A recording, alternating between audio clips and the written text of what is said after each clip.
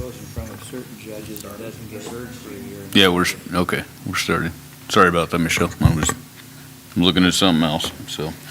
All right, we'll start the work session here, and on top of it is zoning variances. Dallas, this was your topic. You're starting with that then, Mr. Chairman? That's what we're starting with. All righty.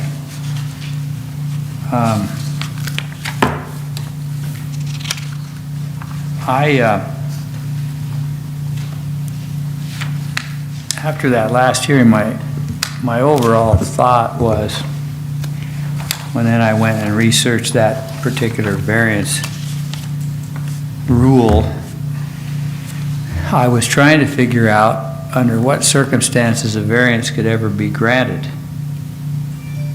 with that in place. And I really couldn't come up with one. And I don't think that the idea is to just deny all variances, but I don't know how you would, if that guy didn't get one, I don't know what would have to happen for somebody to get one. And then I guess the last one was in effect in 2000, had 6 criteria. And, but when I researched the lawyer that did some of these work on this, he wasn't a Wyoming lawyer, he didn't even admitted it. He said he's not a Wyoming lawyer, you'd have to have a Wyoming lawyer review the whole thing. And I thought that was a strange thing for him to say, especially how much money they got paid. But when I researched the Wyoming statutes, the issue is that commissioners have full authority to grant variances. If they see in their wisdom, the collective members decide a variance should be granted, that's the way it's done in most of the counties. So I was hoping we'd take a look at that variance rule, because I think it limits our statutory powers, and I don't think anybody really intends that. So I would like to see some modifications made to it. I don't mind criteria, but I'm trying to figure out, when you have 7 full pieces of criteria like this particular one, I don't know how I just can't fathom a factual situation where anybody could satisfy it unless it's interpretive, which is what I did when I voted. I took a look at it and felt like he had met all the requirements, but they're such that other people can easily say, no, he didn't meet all the requirements. So it's how you interpret the rule. But the other side of it is, if somebody comes in here to get a variance, and we did that 2 or 3 times on the city, and we always granted the variance, but it was, it took 5 votes. But I just hate seeing rules that curtail our powers that were given by the state legislature and by the Constitution of Wyoming. And so I don't know what everybody else thinks. I'd be certainly interested to hear it, but that's my whole thought, because it's just simply not something that I think was ever really intended. I think, to have good cause to do it is certainly intended. But I think when you take a look at like what that guy was trying to do, he was bettering the entire neighborhood, really. And nobody objected. That one lady came in and objected, but I thought that was strange, because she said she was so happy that now there's not a meth dealer living in there. And he was trying to change the doors around to the other side so that the neighbors wouldn't suffer all of the headlights and everything, as you said, Mr. Chairman, if some trucking outfit bought it and left it the way it was. So a guy that's trying to improve the neighborhood and that kind of thing, and then this lady comes in, that whole protest was strange to me, because she didn't technically own anything out there. She said she had a deed to it, but if she's a realtor, why is she not filing her deed? That sounded strange to me. But I I didn't understand the reason for the protest. The persons with the $450,000 house didn't come into protest. So I don't think that would have made any difference anyway. I think it's just the 7 criteria are maybe not impossible to come up with, but very highly improbable. And I think that when people are trying to improve their property and make things better, and there's other property just like it where they've already done it, and it's in a cross zone of 2 different kinds of zonings, that I'm not sure that the intent was ever to stop somebody from doing what he wanted to do. So that's my thought. Commissioner Milne. Yeah, so some background on the variance thought process that went into the zoning. Initially, with the old zoning, when you had a non-compliant lot like what he had, he wasn't able to do anything with it. What the variance allowed was for them to do what it was zoned for, as long as it met the criteria of the zone.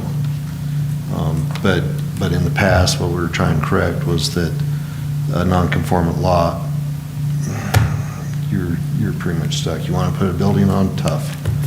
It's just how it was. So we were trying to fix that through this process. Yeah, there's potentially, like the one from the other night, yeah, I think personally it would have been good, but we need to stick within that criteria. I believe we need to adjust the criteria. I do. Potentially rolling it back a little bit or just fixing it. But I do believe there should be some criteria. Otherwise, you can become, as a commission or a board, arbitrary and capricious, and potentially even not allow somebody to do what they want with their property just because you don't like them. That has been a point in the past with somebody that I know of. So this is a fix. You need to have some guidelines. Otherwise, it's a Wild West for whoever's sitting on the board and what they want to do.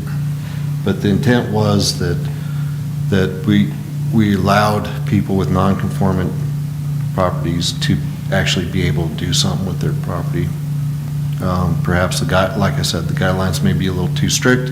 We need to tweak them and get it so that they can improve the area or make an improvement where it does fit. As far as the attorney that from during the zoning rewrite, he was there as a specialist for, I believe, wind and solar and the different types of federal regulations that are out there, not specifically for Wyoming. We had an attorney named Eric Nelson for that stuff. So that's where we're at. It wasn't an intent to shut things down. It was actually an intent to let people do with their property instead of just saying no, Yeah. which is what they had as an option. Well, I like the way he explained it for sure. Commissioner North. I think when we have a non-conforming lot, which we have a lot of them around the county, I think there needs to be a special recognition, not just a variance, but we need to look at that, the condition of what they're asking for, what's already there, and then actually work with those landowners. Obviously, 100-foot setback in a half-acre section makes it a little difficult to do something in there. You know, if it was a half acre and it was a little narrower and skinny, you know, and longer, you couldn't have done that. You couldn't even put that in there. So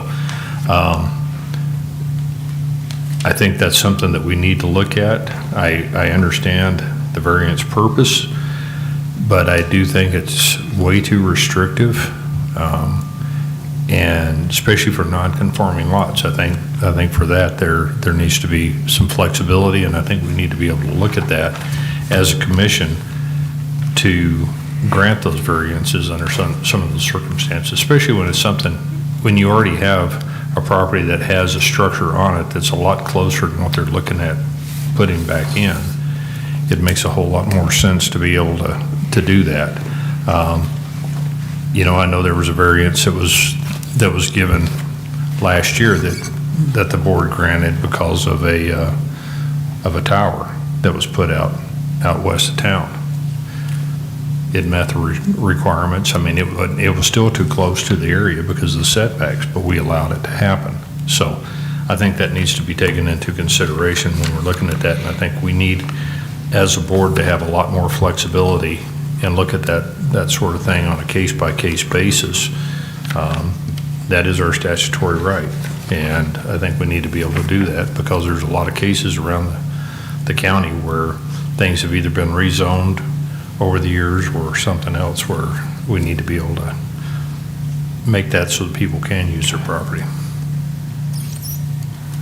Commissioner Nicholas. Thank you, Mr. Chairman. So I've litigated different land use cases. It's been a while since my last one, but I've had clients be in front of both the county years ago and the city years ago, and I think that there's a reason for variances, and it's not a popularity contest. It should never be that, or we risk being arbitrary and capricious. We need these objective criteria. We evaluate them on a case-by-case basis. We have to, I think, pay attention to the criteria. If this commission or future commissions want to make adjustments to the criteria, then that's fine. I would say that the criteria that we have model very closely what many other cities and counties and other jurisdictions have. So I wouldn't think that for a second we should think that what we have is more oppressive or onerous or unique than really what's been out there. Now, I'm not saying that makes it right or makes it good, but I'm saying these are kind of the time-tested criteria for granting variances, and the reason that the standard's high is so we don't get into a situation where we actually grant so many variances that in effect we nullify our whole entire zoning ordinance, which there's lots of litigation across the country where folks have brought those cases, and that happens when deciding boards like this one become arbitrary and capricious. And so I thought this was a close call. I felt like the applicant was really trying to make something work, and I appreciated that. I paid attention to the fact that there weren't 42 citizens that came before us saying this is a bad idea.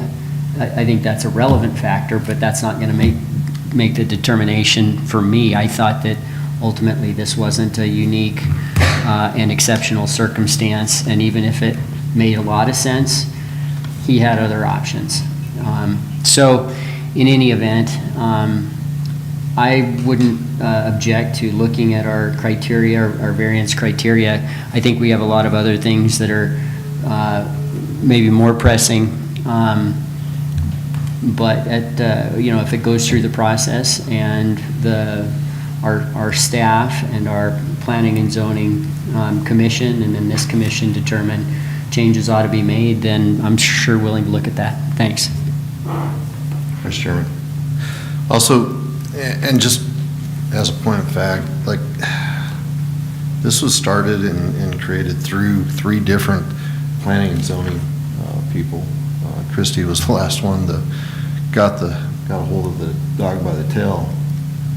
And but like going with a variance instead of a conditional use permit or a condition, that was one of the former department manager's requests. She didn't want to do that, so that's the direction that we went down, is by using variances rather than conditions. She didn't want to see a whole lot of conditions, or not everything listed and then somebody not being able to do what they wanted with their property versus with a variance, then somebody should be able, can, if they meet the criteria, be able to do what they wanted to with that property. Where that criteria came from, I'm guessing, was also from the same prior manager, not from Christie, so just as a point of fact. It was my understanding on the criteria that had to be met, only one was actually added to 6 that have been there, is my understanding, since the previous rewrite. And, I did a little research and talking with Craig Collins over at the city, and he said that they hardly ever do variances at all.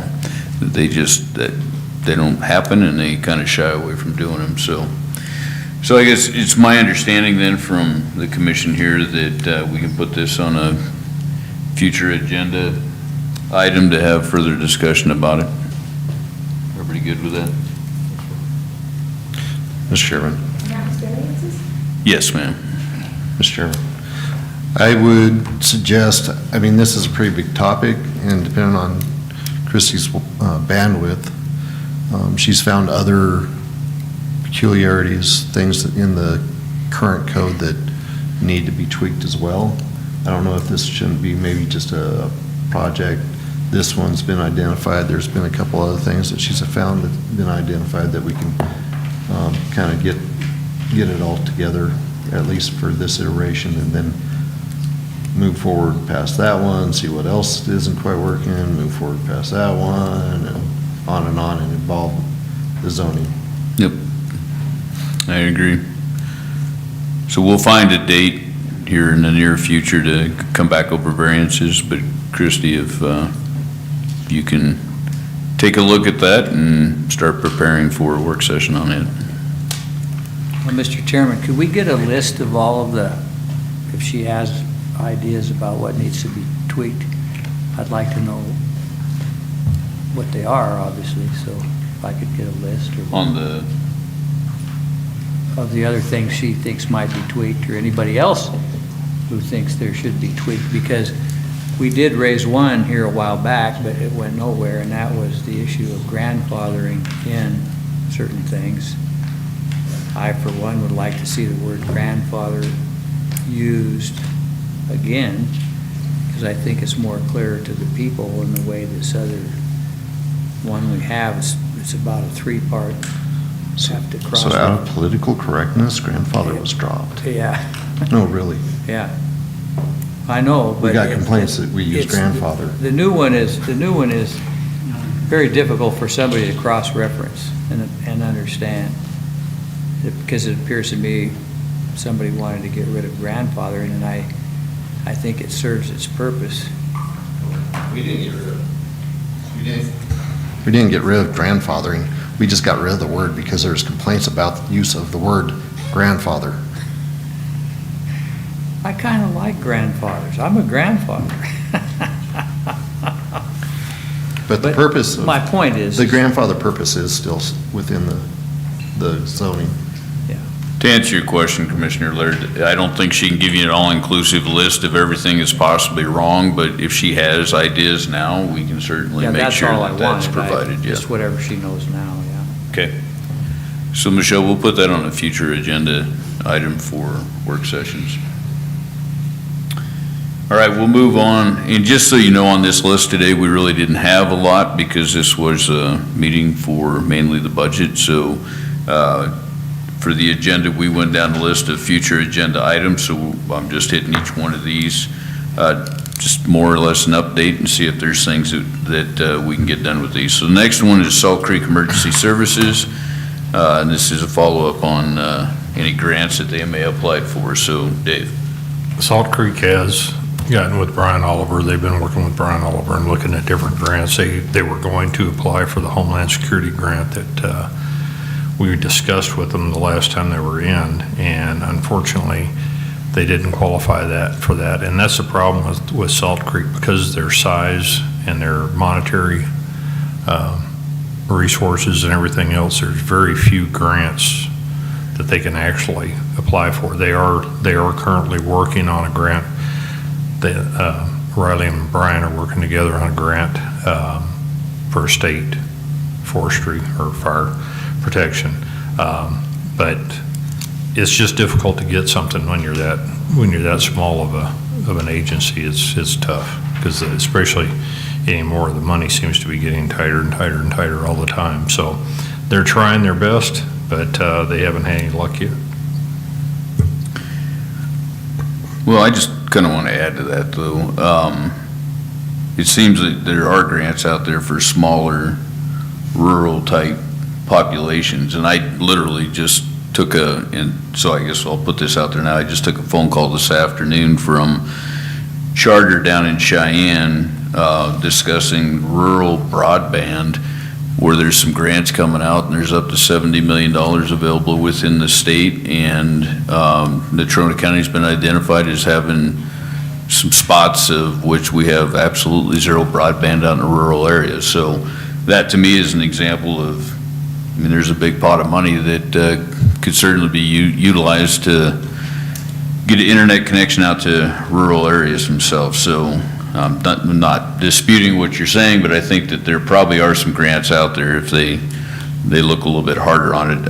My whole point on this in the very beginning was, just because one agency ended up not using some funds or not getting some funds, we offer it to another agency, and I'd really like to see people have skin in the game and go out and look for other alternatives as opposed to just spending taxpayer money. If there's grants out there, then let's find them and get them the equipment that's needed. Well, they're working on what they can and trying to find something, but a lot of those other grants too is that the pool for applicants, even though the money's there and there's a lot of grants, there's a lot of applicants that go along with that, and just because they're set up for rural areas, there's an awful lot of rural areas in the country, and it does make it a little bit more difficult to get some of that information. So you can apply, but that doesn't mean you're going to be the only one that is. Mr. Chairman, one of the things that we kind of talked about was getting a grant writer on board for the county, because many of these people, Mr. Chairman, don't know how to do this, and they're not business people. They're like those firemen out there in Midwest and that kind of thing. If we had somebody that assisted in grant writing in this county, we might be able to, might pay for itself, because I think you're right. There are grants, but if you put me in charge, I wouldn't know where to find the first one. But there are people that do know, that have written grants, that I think could assist this county quite a bit if we decided to get a grant writer on board in some fashion that could search these things out. I really do think it would pay for itself. Just a thought.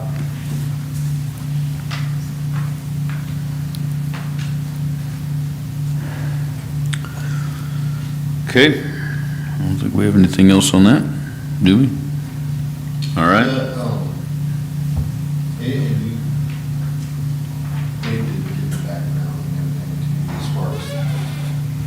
As far as where those funds originally were going to go, they failed to meet certain requirements, right? And that's why we didn't want to give them that direction, but they were hanging out there, and that's why we wanted to put them to good use, is basically it. So I agree with you that it'd be good to see skin in the game. That community, I don't know how much skin they can give. I agree with Jim on that. I mean, there comes a point in time where you just gotta, if they need something, I sure don't want to have guys come to us and need something, especially when it comes to PPE that's required so that they can do the job and protect this county, and for us to reject that because they weren't able to get a grant, or they didn't know exactly where to go and look for a grant for it. We did have that money allocated for almost 2 years, waiting for everything to come through, and then when that didn't happen, we did vote. I don't know why it didn't make the record and stuff like that, but there is an email record showing that that was, that we did process, and we were trying to get that taken care of. So I still have a hard time with us not following through with that and giving them that money that they need to buy the required PPE that they've asked for. So I'll clarify that when I say skin in the game, I'm not asking them to put monetary value up or any money up. I'm simply saying applying, not applying and I didn't get it. If you apply and you didn't get a grant, that's one thing.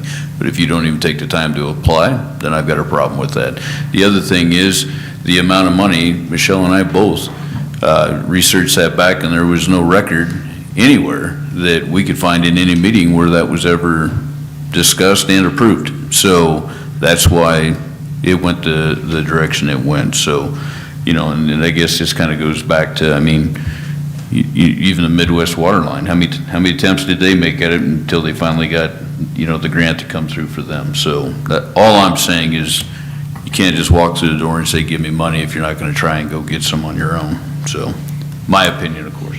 Mr. Chairman, just one thing that I know you thought of this, but just a reminder, you know, this is a big safety issue for them. This is, you know, they fight these grass fires and they do the job. They're out there actually doing the job. And I believe the young man, when he came and said their equipment wasn't up to snuff. And I think they even said they put a fire out on Nicolauson's ranch one time on grass fire. So I don't think it's, you know, it isn't like they want a new Ford F-150. These are very, you know, this is something that they need to have. I believed anyway. I mean, I'm just more cognizant of it when I believe that it's a safety issue. And we've bought equipment for other agencies, and we didn't require them to put any grants out, but this is a safety issue for what, how many guys are out there, 15 or something? 30 guys, and they're gonna go fight the fire, whether they probably have the equipment or not, but I sure wouldn't feel very good if something bad happened, or I think they're making a request that, and then, Mr. Chairman, they don't know how to file a grant. They just don't, they're just not equipped to do it. And so, you know, I know how that works. If you don't have the computer, you don't know how to do it, and these are specialty items. So I'd like to see us give them the money and make sure they get or we order the equipment and give them the equipment, or however we do things. If it wasn't safety, I probably wouldn't have even made a comment about it. Okay, so I'm not going to beat a dead horse, but at the end of the day, I'll be the last person to ever say that first responders don't need equipment to go do their job. I've always been 100% behind that. However, this agency's not using it, so we'll just go give it to this. They did not come to us, to my understanding, they never came to us and said, hey, we are in desperate need of this equipment. If they were, that would also be a different story. And it wouldn't be a matter of, okay, we'll go out and try and get a grant, and if you get caught in a fire in between now and then, too bad. That's not what we're saying. I'm just simply saying that they should apply. And if they don't know how to apply, there are people sitting here that know how to apply. Obviously been down that road and have been able to do that in the past. So, all right, anything else on Salt Creek? Okay, then we'll move on to Tracy, the county clerk with Waco Planning and Commissioner's Assistance.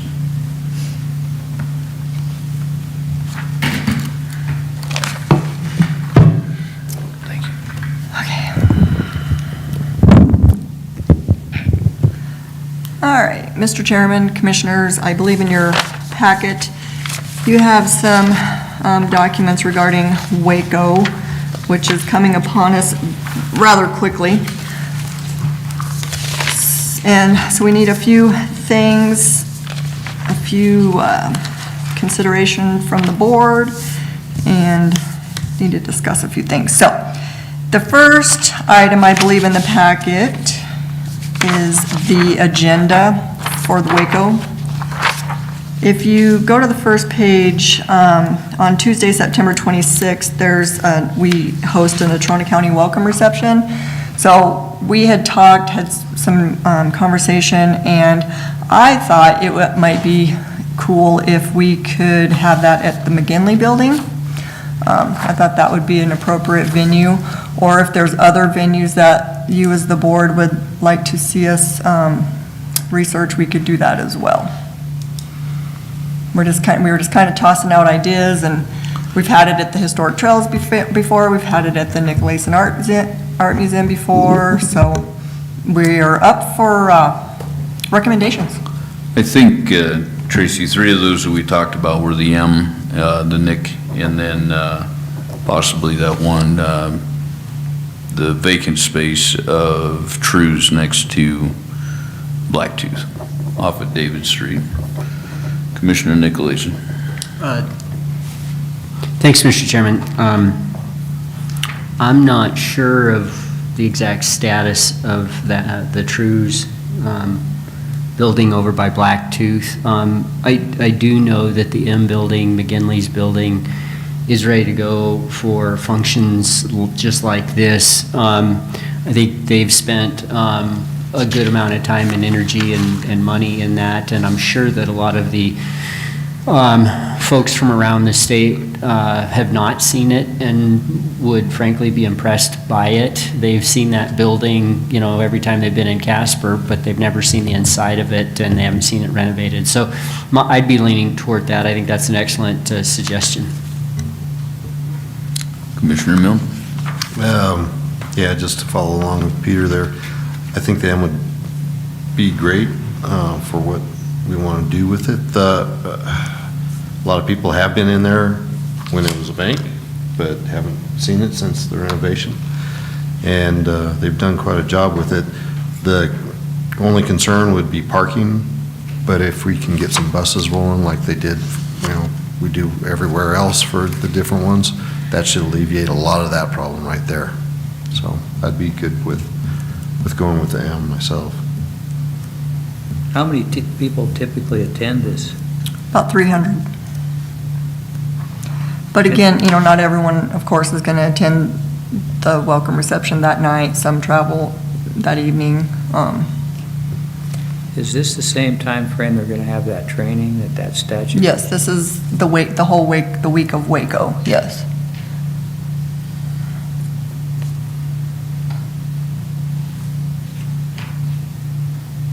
Well, I think right now the M sounds like that's it. Okay, we'll Good with that? work on that. If anyone has any contact or maybe could help us reach out to get that started, I would appreciate it. Anybody? Peter, anybody? And we will really need to rely on you gentlemen and the contacts that you have within the community, you know, because we ask for in-kind services, we ask for reduced prices, we beg, borrow, and steal. So any contacts, any information, or if you could help us reach out to folks, we would greatly appreciate it. So with that, moving on to Wednesday, September 27th, the local welcome to be determined, Natrona County Commissioners. It's typically the chairman. Presentation of the colors. We have NCHS ROTC on board for that. The national anthem, we're working on that. We would like to see a children's choir, if we have one in Casper, perform that. If anyone has any ideas about any other entertainment that way, we would be open for suggestions. So you might talk to the fairgrounds too. They've got a lot of contacts as far as for people seeing that. Okay, In fact, Angie does a fantastic job. yeah. Anyone else? Any other suggestions? No? Okay. The invocation, Michelle and I thought that Angela Hagler would be a good choice, unless you gentlemen have someone else that you would like us to contact. And Angela said she would be more than happy to do it, but if you have other people, we would be happy to reach out. Sounds good. Okay?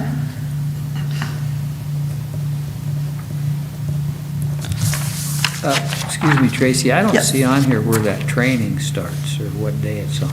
Because it's not, this agenda here came from WCCA. We don't make this agenda that you're looking at right now. So that's all going to come from WCCA for that training. Do you remember what day it is? It's Tuesday on September 26th. So it's the same day all of this is going on? It starts at 8. So I'm assuming they're going to be updating this agenda. I think that training came rather late or after the fact, but after this had started the planning stages, so. Did they set a place for it, where it's going to happen? As far as I understand, it's going to be at the Ramcota, where everything else is going to take place. That's my understanding. Is that right, Michelle? Okay.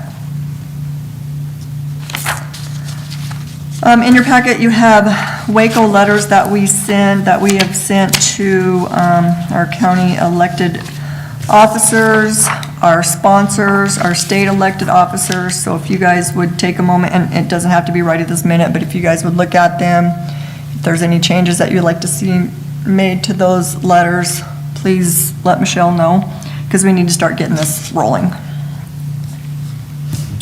We also received a $1,500 grant from Visit Casper and City of Casper that Michelle applied for, and we did get that grant, so that'll come in handy. What we're probably going to use that money for is, during Waco, you have a welcome bag. The welcome bag is a bit hot commodity when you go to this conference. So we are going to order our bags from state, right? State, Wyoming-made products. We're going to order our bags through there. They'll have our seal on one side and then Visit Casper and City of Casper's logo on the other side. The bags are going to run us around $2,100. And then what's inside those bags is even more exciting for folks that come to Waco. Last time we hosted Waco, we had a really nice book that was a hit. We've also had Metalworks from 307 Metals. So this year we kind of went a little different. We're going to have these coasters are handmade and they have the Wyoming seal on them. So we're kind of excited about those. And then we're going to have this is a 4-inch ornament, but we're going to have a 6-inch ornament of the steamboat. And we have some swag, some papers and pins and stuff like that. But if there's any vendor that you have a relationship with, we could use some more swag for the bags. So please think about that, okay? Any questions on that? We also have about over $10,000, almost $11,000 left over from previous Waco that we did not get to hold because of COVID. So we do have some money sitting there already. Okay.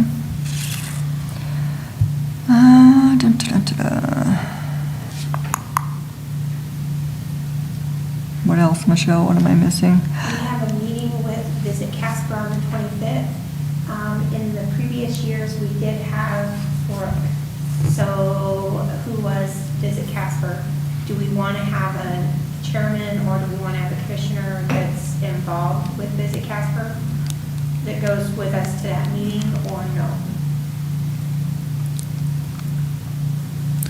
Yeah, I think we do. Aren't you on that board, Dallas? Is it Visit Casper, or is that the one Tyler runs? Yeah. I guess I am. So I guess But it's Dallas. Dallas, is I it? went to one meeting, and then I never got another notice of any other meetings. Okay, we have a meeting on July 25th at 10? At 10 with Visit Casper. So we'll put that on your calendar. We'll add you to that if you wouldn't mind. Where is it going to be held? It's going to be here. It'll be here. Here in this building, 10 a.m., July 25th. And Michelle will send you a calendar. What day is that? Breezy's birthday, I don't know. Is it a Tuesday? Yes. It's a Tuesday. Yep. Yes. I have a question. Sure. For the swag, how much what's the budget for it at this point? Well, like I said, we have 20 10,700 from previous Waco. We got the $1,500 grant. And then we also, I can't remember how much we put in the budget this year for Waco. Was it 20 or 20? Did we go that high?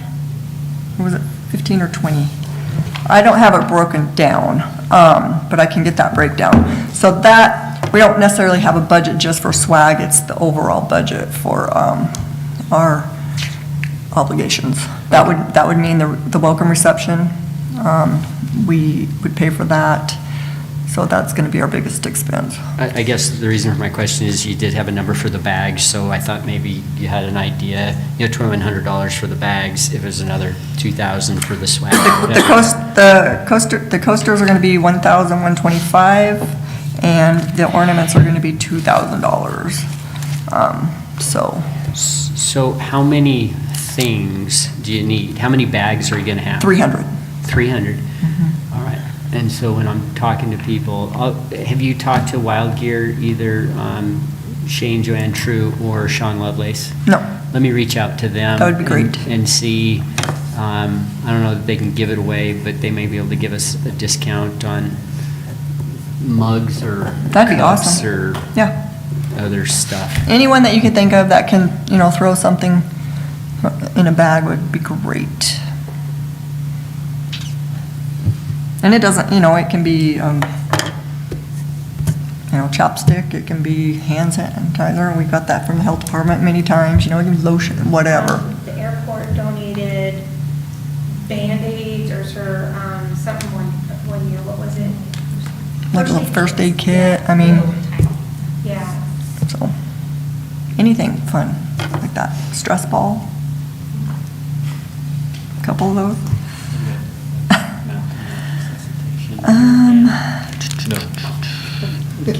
Like Michelle said, Visit Casper helped us a huge amount last time. They did a lot of the heavy lifting, so, I don't know how much they're gonna offer this time, but that's where we need you guys to pitch in and help us, meaning Michelle and I. So do we just get with you about, possible folks to approach and see who's best situated to do that and how much to ask? What I you need a can, little you can more get with guidance. Michelle, how she's pretty organized. But if you have that relationship with that particular person or company, then I would ask if you guys could reach out since you do have the relationship. But if you need us or if you have ideas, bounce them off Michelle and we can put them on our list. So who makes the asks of the usual suspects? In our case, Wyoming Machinery, WCCA I think handles that because they're sponsors at all of them. Right. We're gonna send out A sponsor letter? Vendors and sponsors, and then they'll decide if they wanna be a sponsor for us, or they'll be a sponsor for WCCA. The conference itself. And are you coordinating with WCCA folks on, does Banner contribute to both, or do they just do, I think that would be up to their discretion, what they would want to do. okay. And if you have vendors, that you can think of because we just kind of pick and choose who we send our sponsor list to based on our highest paid vendors, to be quite honest, the ones that we do most business with, so. It's a good place to start. Yeah. So if you can think of anything out of the norm that maybe we aren't thinking of, please, by all means, let us know.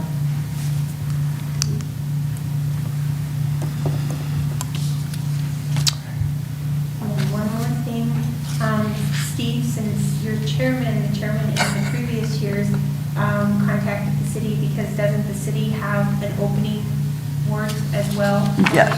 Yeah. So usually the chairman went to the city and contacted the mayor for his opening warrant, or hers, Okay. there. That would be on Wednesday, the general session at 8, the local welcome. Okay.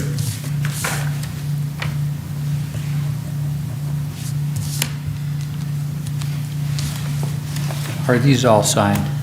They look like they're signed. That's the other thing.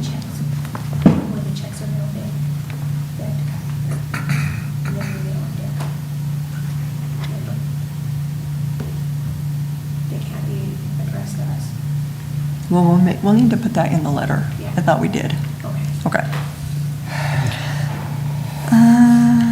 Anything else? I think that's it right now, but there'll be other things percolating in. Any questions about any of this? So the other thing for the new commissioners, if you know a business or whatever that you want to hit up for a donation for this contribution, that's cool too, for sponsorship. Also, we're looking for prizes and whatnot for door prizes. So if you know anybody that can kick in TVs, guns. Ford F-150s. TVs, VCRs, Binocular? beta machines, you know, whatever. I think they have boxes of them. But yeah, we'll need a bunch of that stuff too, so if you know anybody, hit them up.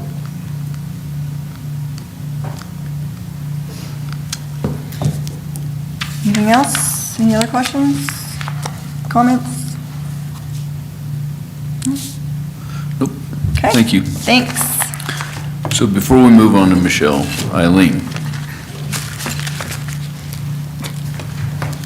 I'm sliding Eileen in here. We had a discussion this morning we need an answer to. Thank you.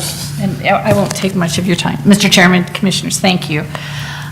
For your awareness, I've been working with 5 other county IT directors to organize our inaugural annual meeting to coincide with Waco, but not to interfere with Waco.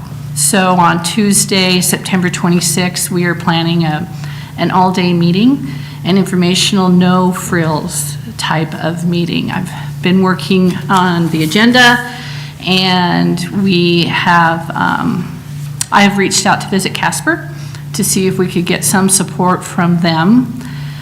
One of the counties has secured a conference room for us at the Hilton Garden Inn, and we're just gonna put out a bucket and ask for donations to help with any food or beverages that we're gonna have for the meeting.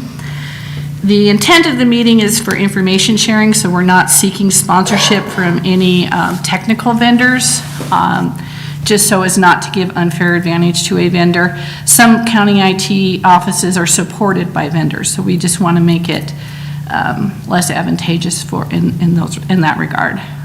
On the agenda, we have WARM coming for cyber insurance and cyber discussions. We also have our federal partners to come and visit with us about services that are available for free for cyber protection for the counties. We have a statewide GIS group coming to talk about what they're doing for GIS in the state.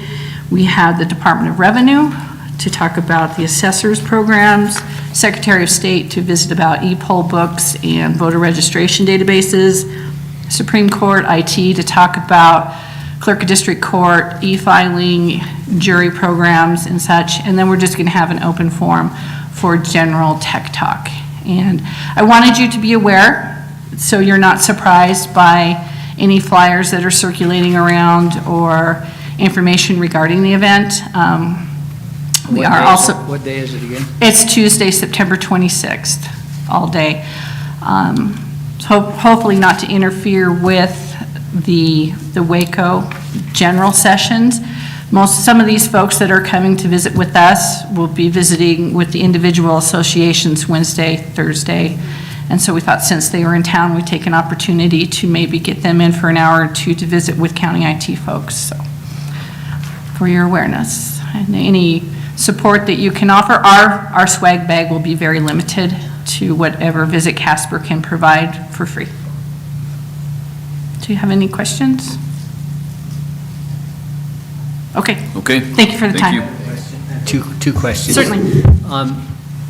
You didn't make a direct ask there. I didn't. Well, I spoke with Ms. Good earlier this morning, and I didn't want to set a precedent out of the norm for asking you for support. I was hoping maybe you could sponsor lunch, which should be $460 to $500, depending on how much attendance we get. So whatever is appropriate. I wouldn't have a problem with that. That's sponsoring lunch. No. Okay. And you are welcome to join us if you would like to during lunch and just ask tech questions, or in the afternoon if you're available. Great. My second question is, and it's something that Commissioner Milne brought up on the budget item. Do we ask that question now, Tracy? The 2 point, I found it. okay, so we're good? Great. So- Okay. And we, okay, the answer's there. Thank you. Thank you. Thank you for squeezing me in. Yep. Mr. Chairman, one quick thing, sorry. As far as catering the welcome reception, do you guys have a preference? We were thinking Wyoming Ale Works, but do you have any other recommendations? Wyoming Ale Works?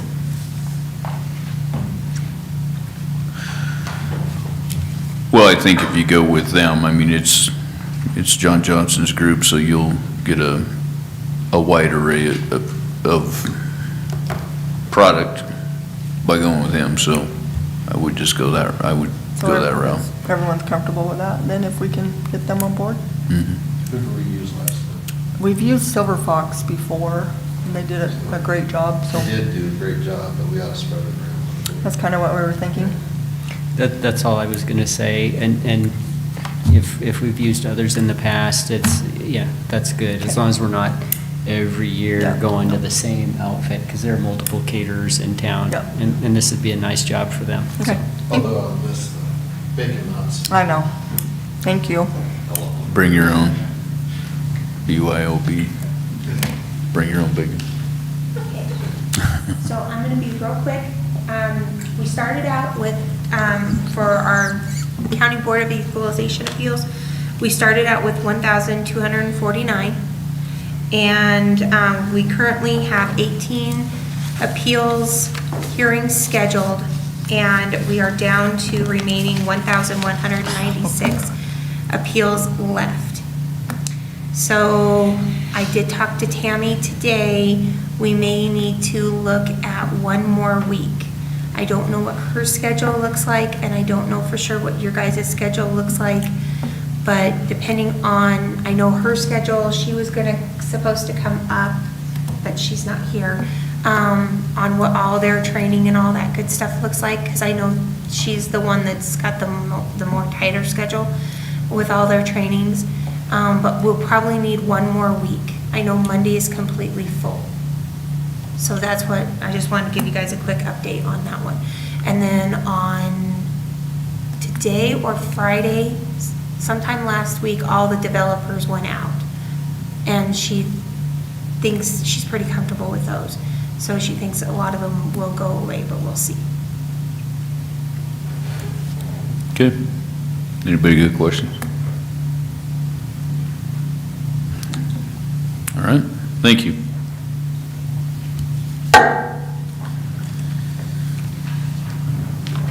Okay, then next I have the lottery system at the lake. I want to have a discussion about that, and Michael, you can come up front too.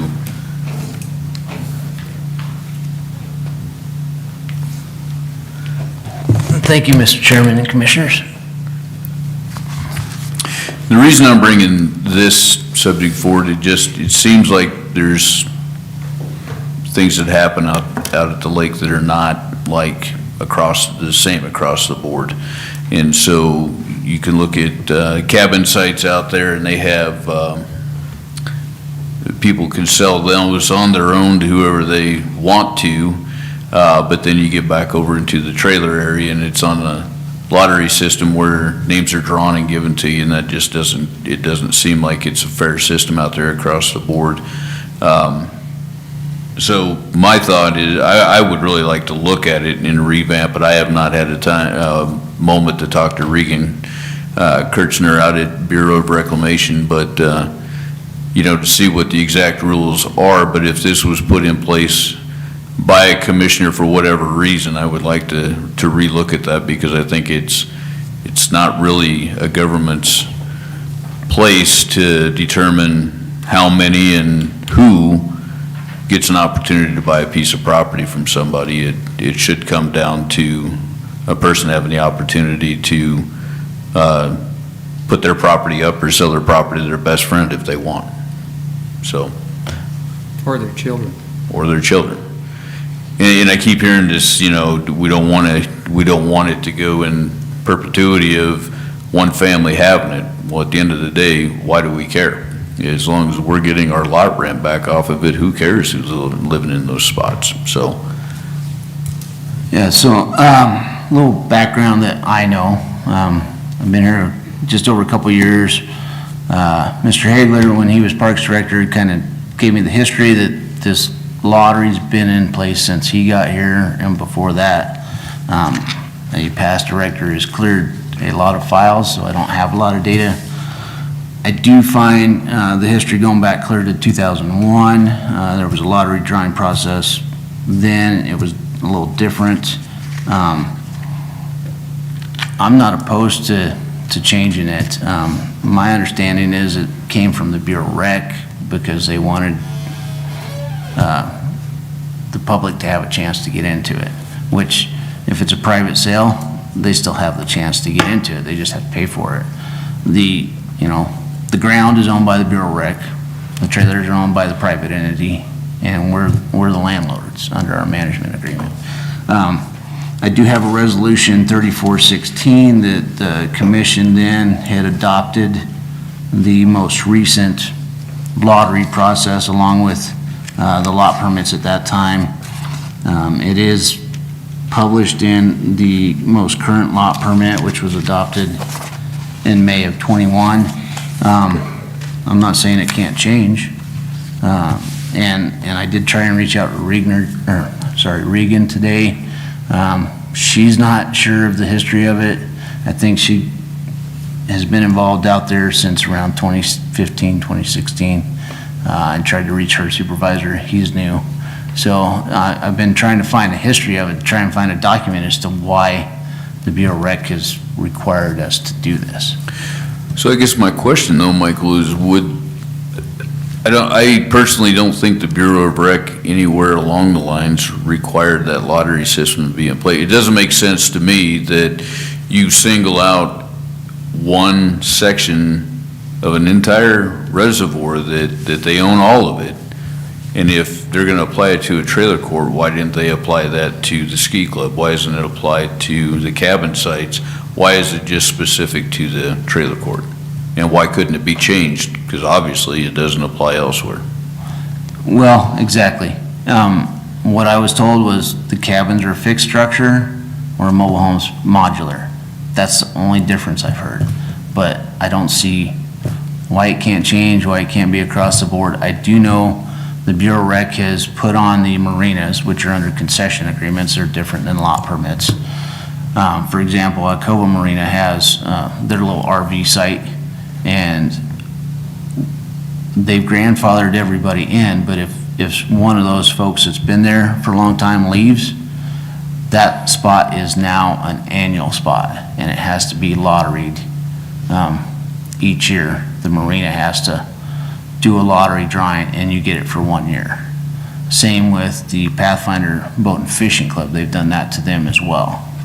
And so the concern with the Pathfinder Boat and Fishing Club is they're a small club, and when you get rid of the folks that can stay multiple years, nobody wants to improve because they may not be back the next year. They're not willing to volunteer and help out and keep the place kept up. What was the first one you just said before Pathfinder? The Alcova Marina, the RV sites that the Alcova Marina operates and rents out, because that's part of their concession agreement. So, and that's been recently. I think that came along a couple months in 2021. So are they the ones that made it annual, or? No, BOR? the Bureau Rec required them to make them annual. So unless they're grandfathered in, they can stay as long as they want. But once those folks leave, that lot becomes an annual lot that's up for lottery each year. I have a question. So if a person sells their trailer, guy buys their trailer, then what does that guy have to do to be okay with the Bureau of Rec? Okay, so the way the current process works is you put your trailer up for sale and you get five names drawn from the lottery for that lot. Right. Now, if there's previous trailers for sale, you get those names as well. Now, sometimes the name comes up the same, and the reason for that is if you don't sell your trailer by May 19th of the following year, you're required to remove it, and the first person on that list that was drawn for your trailer gets that lot. For free?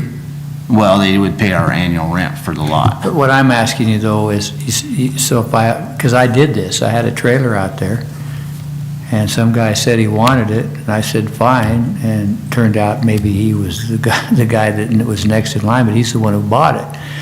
So when I sold it, I just give him a title to my trailer, get the money. Now, does he have to go and fill papers out for the Bureau of Rec so they know whose trailer's sitting there? So that's all managed through county parks, and there's a transfer permit or a transfer application that costs $25 to transfer the lot permit from the predecessor to the new person. And that's for the lot. automatically granted?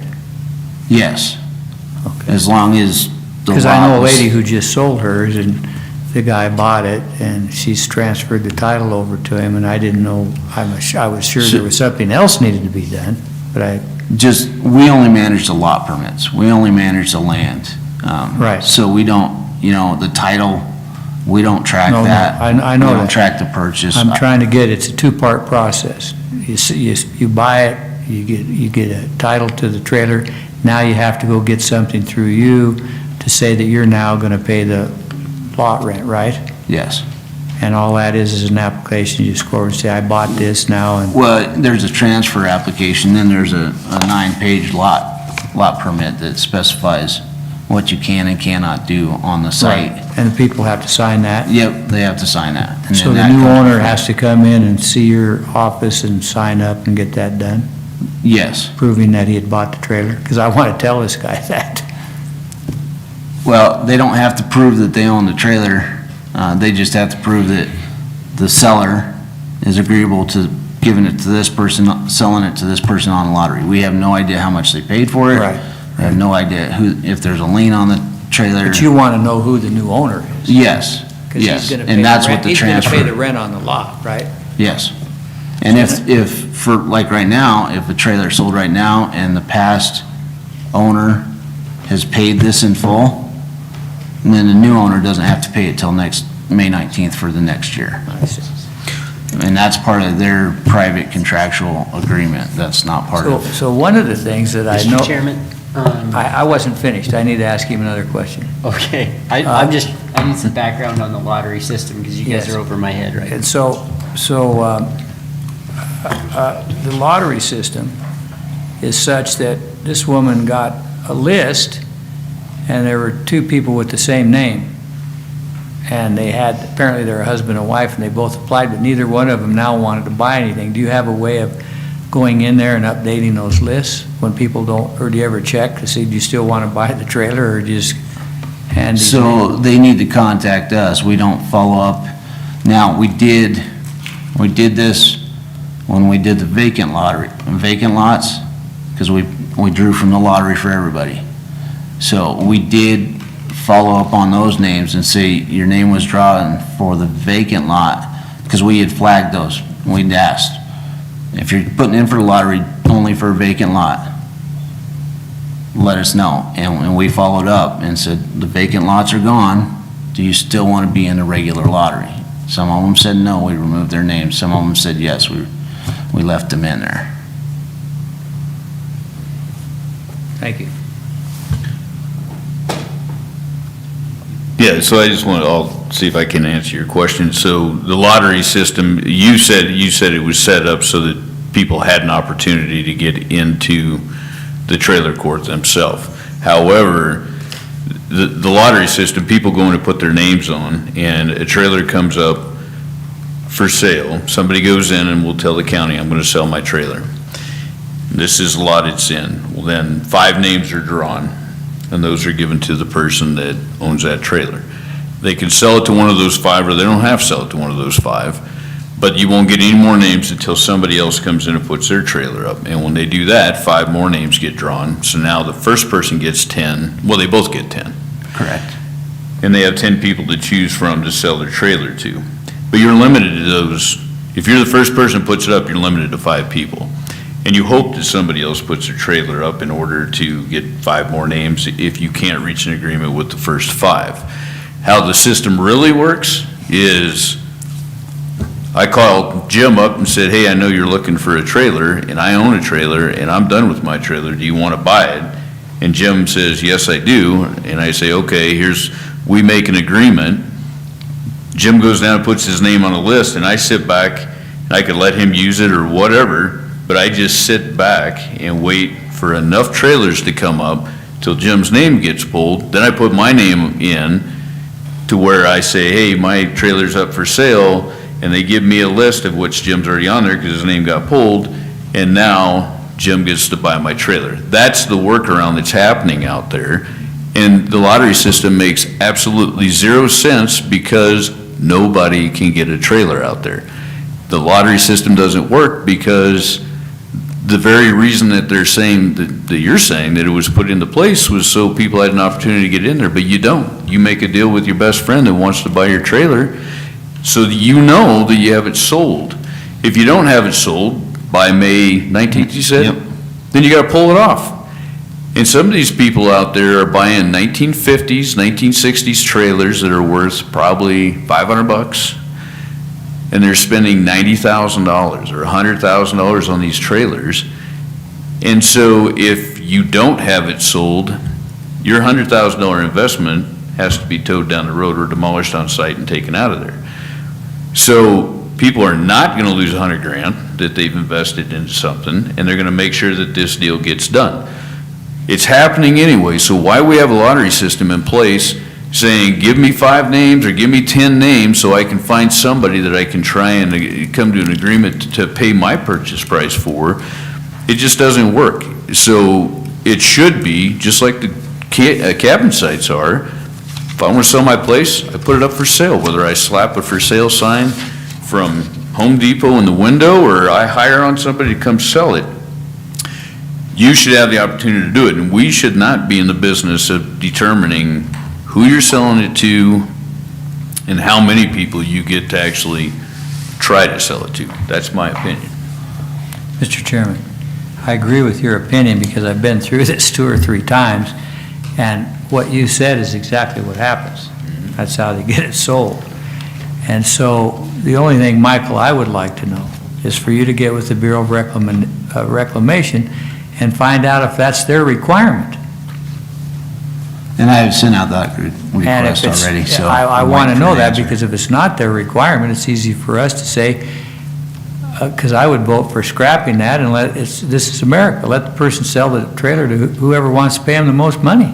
If they want to have a big auction out there, and, because he's right, these trailers are worth $1,000 and they sell for $100,000. I just saw that happen. It was interesting, to say the least. So, but I think if the person has one, they ought to be able to sell it whoever they want to. They're not selling the spot, they're selling this trailer for them to get the spot, and then oftentimes these junk trailers, they take off and put a brand-new trailer on there. Isn't that true? Yeah, some of them do. And also, this would simplify my department, because we have, renew the list February 1st, and then keep track of who's put their trailer up for sale and when. So if there's a deadline, then we have to get after them to get the trailer off. And that's the other loophole is, I believe on February 1st, you can come down, put your trailer up for sale, and your friend comes down and puts his name in the lottery, and we draw the lottery right then, and there's one name on it. Yeah. So there are loopholes which everybody's utilizing. Bureau of Rec, so you can tell us if they have any regulations on this. And I have requested that, so I will be following up on that. But it sounded like you said earlier that Regan she doesn't have any documentation to show anything on it, nor does her boss as to whether it's being required by BOR or not, correct? I don't know if that's correct. She hasn't been able to look. She's been on an attachment in Colorado. She got back Friday, so she's looking into it today. Her supervisor's out of office today, so I don't think they've had a chance to look at it. I put in the request when I saw the work session agenda. And I thought, okay, let's start finding some answers. So I'd be more happy to share what I have here of the history of what I know, but it's not much. Mr. Chairman, so even quite a while ago, I mean, when I first was out there, that was the basic knowledge that BOR required this system. So what Michael's dealing with is kind of a pain in the butt. And if we can get the BOR to give us some better guidance as far as getting rid of it or doing something different, that would be awesome. But whatever it is, we're going to have to follow the BOR's lead. I 100% agree with that, and just to bring to your point, we had a discussion here not too long ago about what we could actually spend money on out there at the lake, and I think it was directly said that BOR would not allow it to be done on curb and gutter and streets, but I think we've got a letter that shows the opposite, that it in fact can.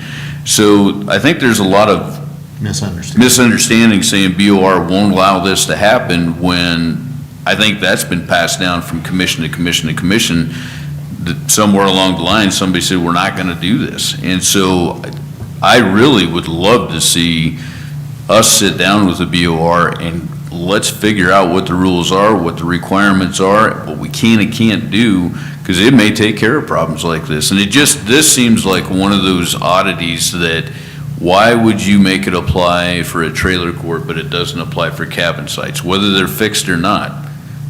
You can do it one way, a half mile down the road, but it's a whole different set of rules, half mile the opposite direction. That makes zero sense. Oh, Mr. Chairman. Mr. Chair. Go ahead. Commissioner Lick. If I can, Michael, I don't think it makes sense. I think people are playing games with it and will continue to do so. I think there's a cost and a time element for parks and you. And, I don't know if it's worth it. It doesn't sound like it. I think it's not equitable, although my family has a cabin. My preference clearly would be for people to strike a deal with whomever they want. And if it's their kid, it's their kid. And if it's their friend, great. And if it's somebody they've never met before that wants to pay the most money, that's fine too. I don't know if we know if it's been passed down from commission to commission.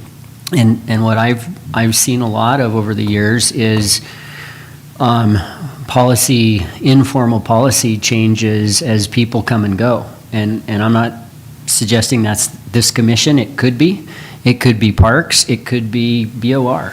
And frankly, I think it might be all of it, all of the above. But I would love to see a meeting with BOR and Michael and one of the commissioners or two, and try to get to the bottom of this and what we're trying to accomplish. Because if what we're trying to accomplish is give notice to the world that there's something available, then I can see a much better way of doing that, perhaps, which is just publish a notice, and then, somebody can submit an offer and I can still sell it or give it to my kid if I want to, instead of this lottery thing.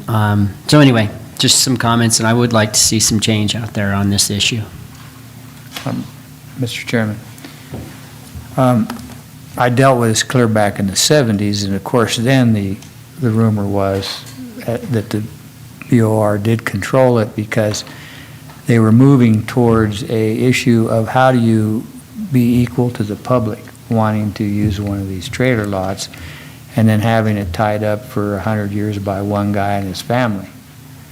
And so nationwide, they have made some changes where you rent it for a year and that's it, and you move your trailer off.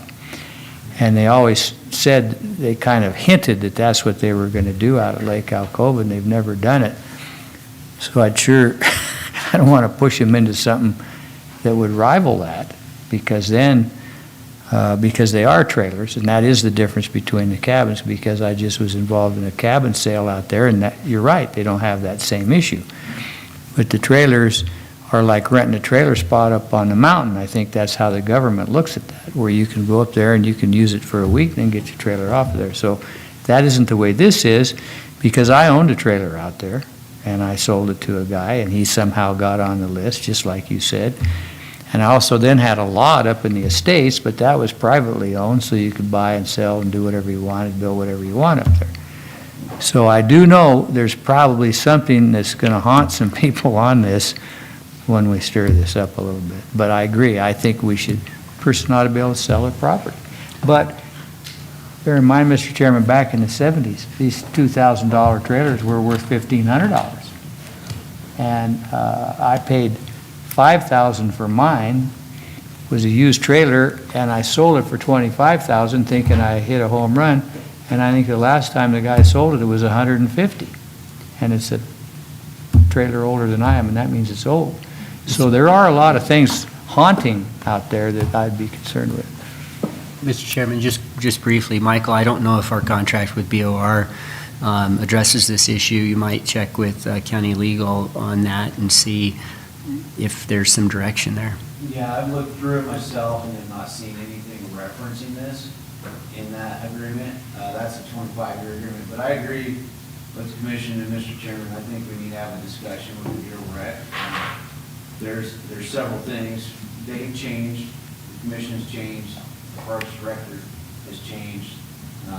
So I think it's a good time to get caught up and update. There's a lot of things, like they're called lot permits now. They're not called lot leases. They're called what? Lot permit, not a lot lease, because the Bureau of Rec believes lease has a stronger legal attachment to the land than permit does. And that was directed when we rewrote all of the quote-unquote leases. The chairman referenced a letter about private exclusive use and how lake money can be spent in those areas, and we have some clarification there. So there's a lot of things that have been changed recently.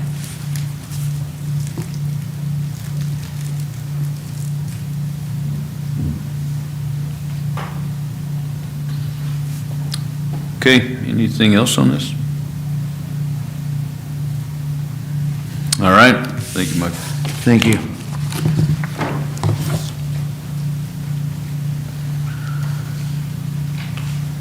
Okay, and now to the county attorney.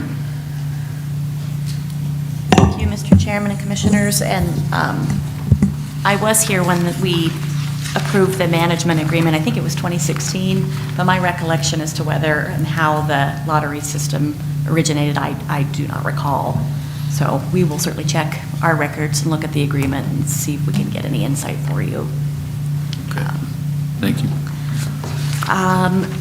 I sent you earlier a draft for the procurement policy. Commissioner Nicolasen's given me some good feedback. I just wanted to kind of get you something to start discussions on, to see if this is kind of the direction you're wanting to go. As far as the limits go, whatever you think is appropriate. I did increase the amount where we wouldn't require any bidding to $25,000 instead of $10,000, but left the formal bidding process to start at $50,000. But of course, that's ultimately your prerogative. I don't know how high you're thinking. I wanted to put some language in there so you have some flexibility. So if we have a situation like the one we discussed at our last meeting about for the health department, where we don't believe that putting it out for bid is in the county or the health department's best interest, I wanted to have a provision in there that you could fall back on. So if there's any questions or comments on this, I know you haven't had it for very long, and we can continue to work on it, but I'm happy to entertain any questions you have. Heather, when we're looking at this, it says $25,000 in contract. Is that going to be for the life of the contract, or is that annually? Like if we have a contract out there that we're looking at 3 years, and it's $60,000 or $65,000, but it's paid out on an annual basis, does that? I would consider it for the term of the contract. So if it's Okay. $60,000 for the entire term, even though we're making annual payments on it, I still think it would probably fall under the formal bidding requirement. Okay.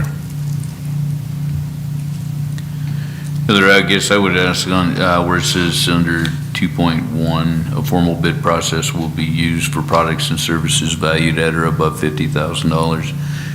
haven't we, I think we just went through this where we had a vehicle that was under $50,000 that was just purchased without having the three bids put together. So is that what this is saying here, is that anything, they could go out and basically buy a vehicle if it was under 50 grand? No, sir, Mr. Chairman, it would be, so the way I have it, products or services under 25,000 wouldn't require them going out and getting informal bids or quotes, but 25 to 50 would, and then over 50 would require an RFP.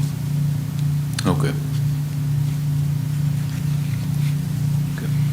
Does anybody know how many bids or how many jobs there are that are under 50,000, between 25 and 50,000 every year?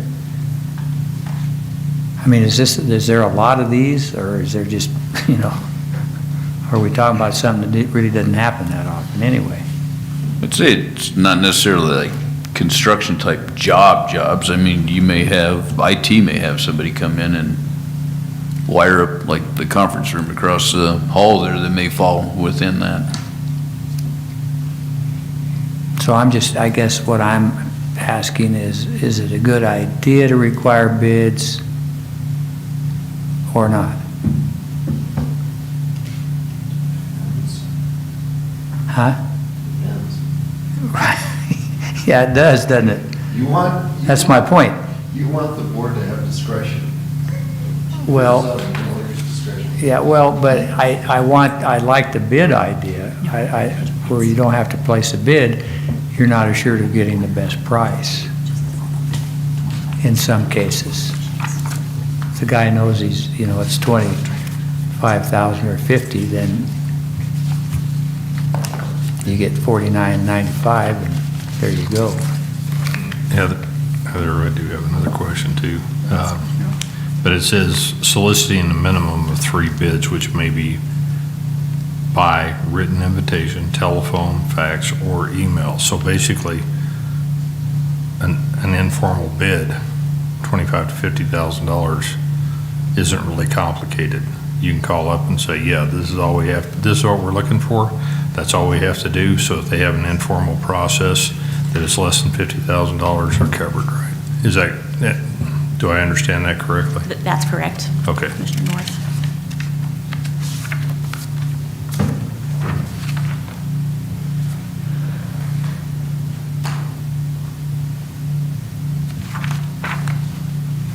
Now, I'll admit, this is a first draft, so there's some typos, and if things are not clear, then I will certainly work on it here.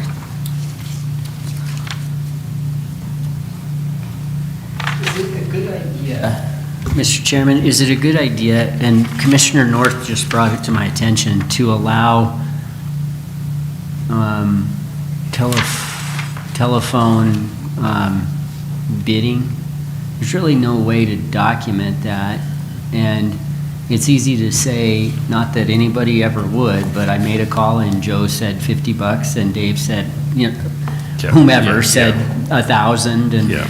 And it seems to me that fax, email, and written, that all, or is this just the invitation, Heather?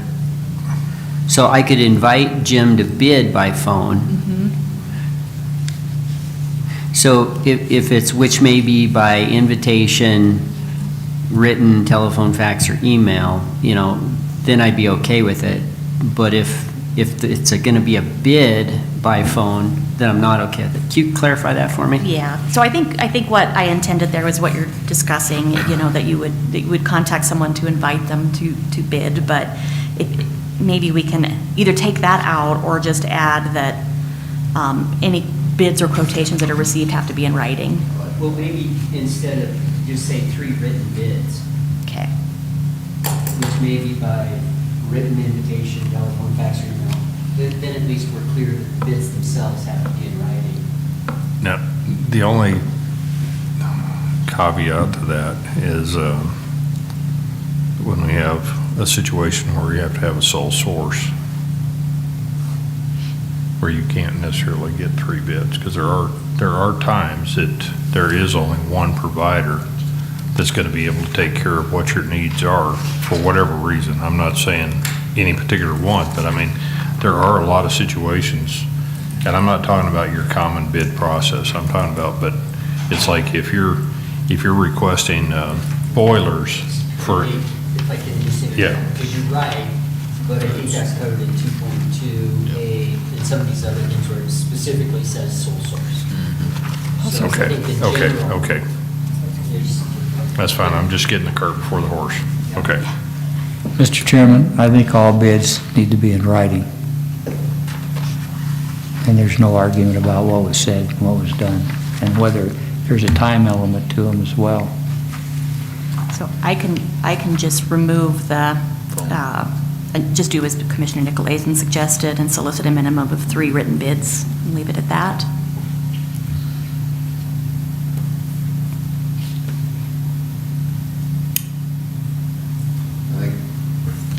I think what Commissioner Laird was saying is that he would like to see it in, the invitation also being written, so that there's no confusion or anything said to one invitee versus another.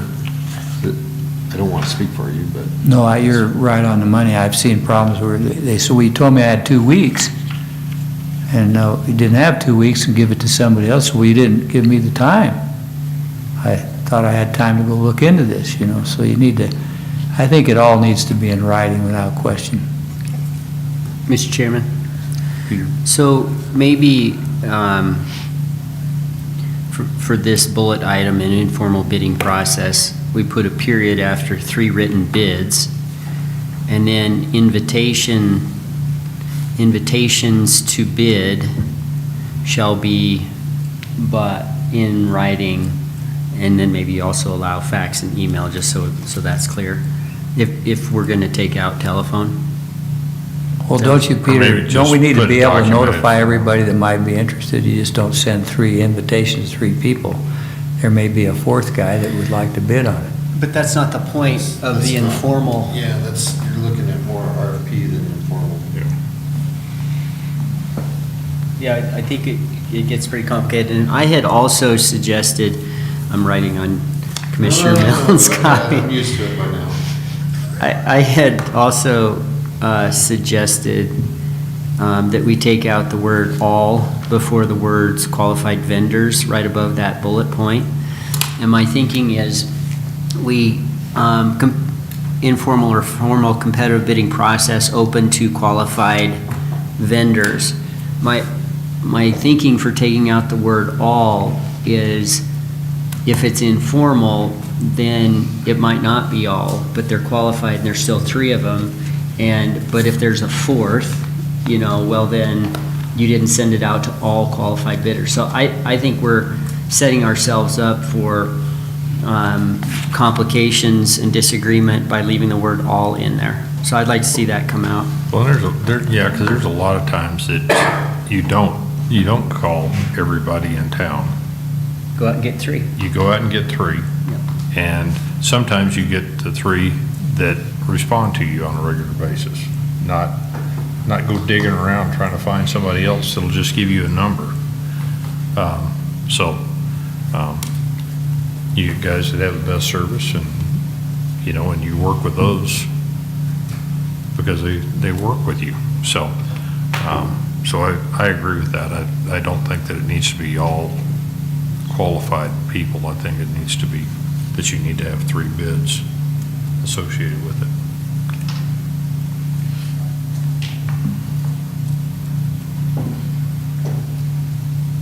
And then, of course, if you want more time to look through this, just please let me know what other changes you feel like you'd like to see. But if this is the general direction you'd like, then that'd be good to know too. Okay. Is there a time frame you would like to have comments back by? I guess it would be great to have this ready to go for August 1st, so within the next week if possible. Okay. Everybody could get comments back to her by the end of this week would be great. It gives her time to get it done. Mr. Chairman, earlier today, we had a Health Department Executive Committee meeting and involved involving the building, and we are going to get behind schedule if we don't have an owner's rep hired by between August 15th and August 31st.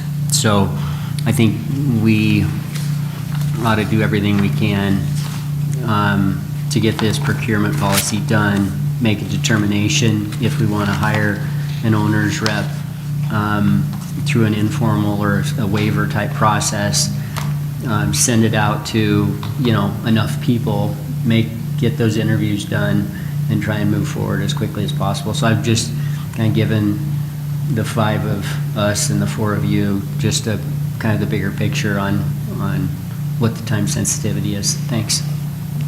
Okay. Do you have anything else? The only other issue was the other email I sent you this morning about the airport grant agreements. Were there any concerns with that? We don't have final copies yet, so really the ask is just to allow the chairman to sign, and we'll ratify them at the next meeting. Are there any concerns with that? Not for me. Doesn't seem to be. Okay, and that's all I have for now. Thank you. Okay. All right, so the only other thing we had on here was an executive session, so if somebody wants to make a motion to go into exec, I'll make a motion to go into executive session for personnel. motion made by Commissioner Nicolason, second by Commissioner Milne. Any discussion? All in favor?